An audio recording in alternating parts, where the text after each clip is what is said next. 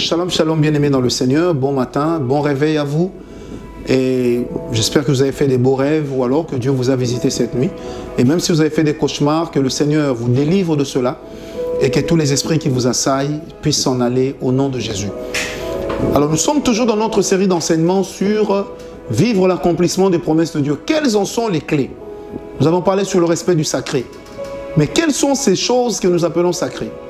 Après la parole de Dieu, le temple et ses ustensiles, ce matin, je voudrais vous parler sur l'homme.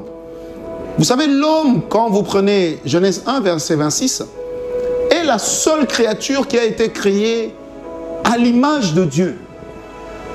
Deuxièmement, l'homme, c'est la seule créature, selon Genèse 2, 7, pour laquelle Dieu a travaillé, pour laquelle le Seigneur a usé de ses mains, pour lui donner à la fois une forme afin qu'il soit. C'est pourquoi la Bible dit que Dieu prit un amas de terre. Il souffla, il créa l'homme, il souffla et cet homme devint une âme vivante. Bien-aimé, il est donc impératif de savoir une chose, c'est que l'homme est sacré. Bien-aimé, je parle à vous les chefs de guerre qui passez votre temps à tuer les hommes. À vous les puissants de la terre qui pensez que la vie des hommes est entre vos mains. Détrompez-vous. Bien-aimé, la Bible dit, il n'est pas permis à un homme de posséder la vie d'un autre. À vous qui aimez bien empoisonner les autres et qui ensuite venez dire, Seigneur, pardonne-nous, pardonne-nous, réalise tes promesses dans nos vies. Non. L'homme est sacré. Parce que Dieu lui-même accorde une place de choix à l'être humain. L'humanité est quelque chose de très important pour Dieu.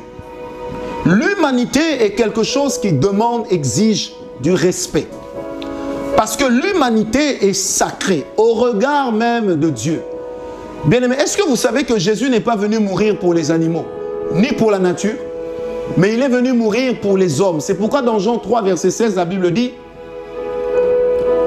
que Dieu a tant aimé le monde qu'il a donné son Fils unique, afin que quiconque, pas afin que quiconque, mais afin que quiconque croit en lui. Bien-aimé, Dieu nous a regardés avec un œil de respect. Jésus n'est pas venu sur la terre pour condamner. Il est venu pour pardonner. Il est venu pour rétablir ce pont qui était rompu entre Dieu et nous. Il est venu pour réparer cette considération que l'homme avait perdu de la parole de Dieu, que l'homme avait perdu chez Dieu. Il est venu nous redonner cette place. C'est pourquoi, bien-aimés, vous ne pouvez pas vivre l'accomplissement des promesses de Dieu lorsque dans votre vie, vous n'avez pas appris à respecter l'homme. C'est pourquoi il est de ces valeurs qui s'attachent à l'homme, telles que le respect. Tout homme mérite le respect. Derrière l'homme que tu respectes peut se cacher l'accomplissement de la promesse de Dieu. Derrière l'homme que tu traites avec égard peut se cacher l'accomplissement des promesses de Dieu. Arrête de penser que le fait d'être né d'une famille riche, d'une famille nantie, te rend surhomme. Et arrête de regarder les autres comme s'ils étaient des sous-hommes. Arrête de penser que si toi tu as réussi, les autres ne réussiront pas. Peut-être que certains qui te servent aujourd'hui, demain vont t'employer. Est-ce que vous savez, j'ai connu l'histoire de Kenneth Hagin et Kenneth Copeland. Lorsque Hagin prêchait au début, Kenneth Copeland était celui qui arrangeait pour lui les cassettes, qui prenait le son.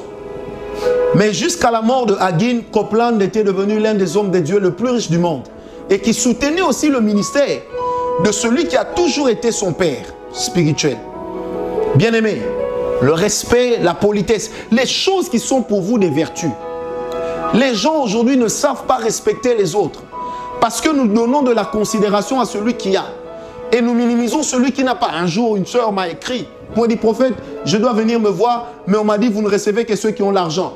Je lui ai posé la question, est-ce que vous connaissez le tarif pour me recevoir, pour être reçu par moi? Elle m'a dit non. J'ai dit, c'est gratuit. Elle dit, oh, mais les gens ont dit. J'ai dit, ma soeur, vous êtes un être humain. La grâce que j'ai reçue, c'est pour vous.